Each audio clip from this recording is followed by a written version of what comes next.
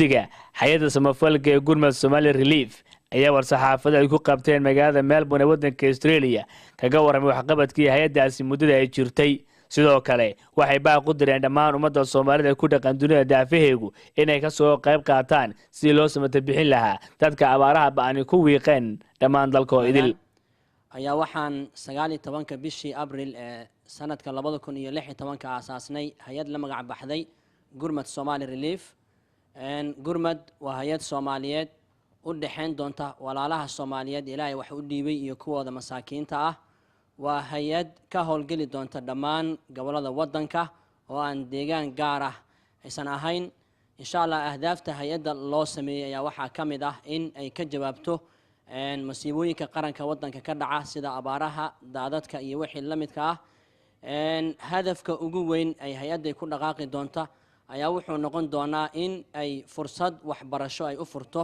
ilmaha ay taamta oo run ahaantii hooyooyinka ay u saamixi weyday inay iskuulaad ummadda Soomaaliyeed ayaa waxaan ka codsanaynaa caalamka meel walba ay ka joogaan in ay nagu caawiyaan si aan ugu gurmano walaalaha muslimiinta ee Soomaaliyeed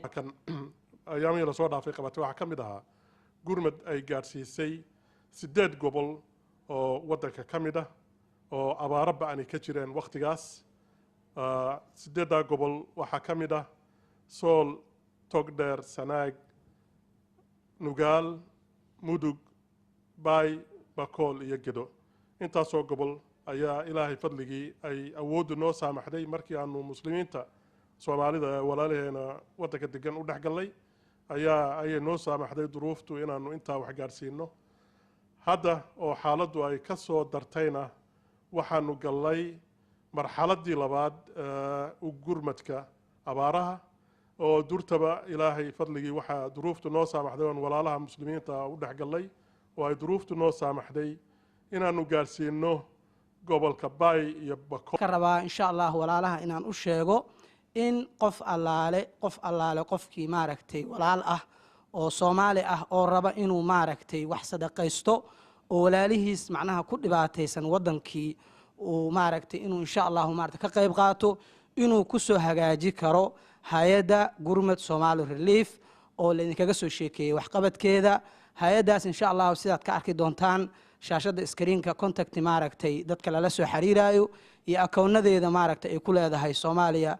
maaragtay Habshiil Bank iyo Amal Bank iyo sidoo kale akoonka waddanka aan joogno oo magaalada Australia Melbourne maaragtay idina akoon ay ku leedahay marka insha Allah waxaan dhammaan walaalaha ka codsanaynaa gaar ahaan maaragtay walaalaha Melbourne jooga iyo Australia inay maaragtay kaalin xoog ka soo qaataan ala anfusihim walaw kanat bihim khasaasa waman yuqa shuhha nafsihi fa ulaika humul muflihun ilaahay wuxuu yiri mu'miniintu naftooda intay waxay kala dooraan walaalkood bay u dooraan wax ay baahi u qabaan ay walaalkood siiyaan kuwa ilaahay wax siiyo guda iyo dibadba waa maalintii gurmadka waa maalintii walaaltinimada waa maalintii isu damqashada waa maalintii qofka muslimka ah dareenkiisa iyo uu muujin lahaa iimaanka qalbigiisa ku jira u dhaqaajin lahaa